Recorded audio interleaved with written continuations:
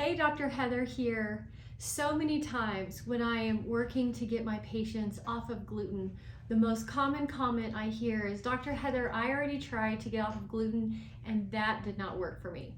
So what are they doing wrong that this actually doesn't work? So we know that gluten is very inflammatory.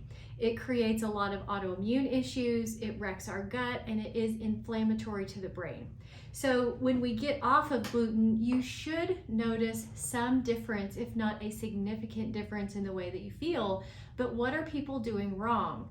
I'll tell you that I went gluten-free about 20 to 25 years ago, before gluten-free was cool.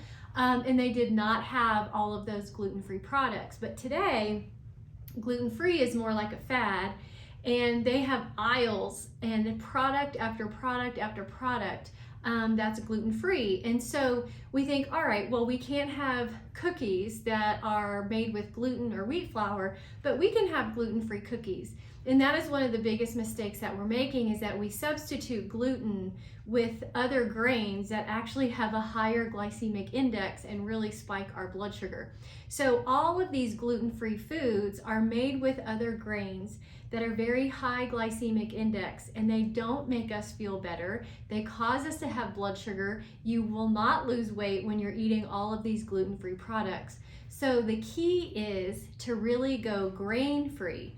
So yes, you can go gluten-free, but you really should go grain-free, because all of those grains increase your blood sugar. And when your blood sugar increases, that you will get an insulin surge, and insulin makes you store fat. Plus, it's not great for your thyroid, especially if you have an underlying autoimmune issue called Hashimoto's, because every time you have an insulin surge, it makes the immune system attack the thyroid.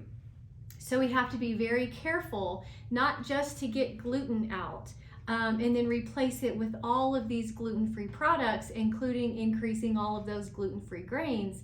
But really the key is to go grain-free, and really we should eliminate or minimize as much processed food as you possibly can, right? So if you really stick with lean animal protein, you eat lots of vegetables, you eat a little bit of fruit, and you eat a little bit of fat, you're going to be on your way to feeling much better and to improving and increasing your weight loss.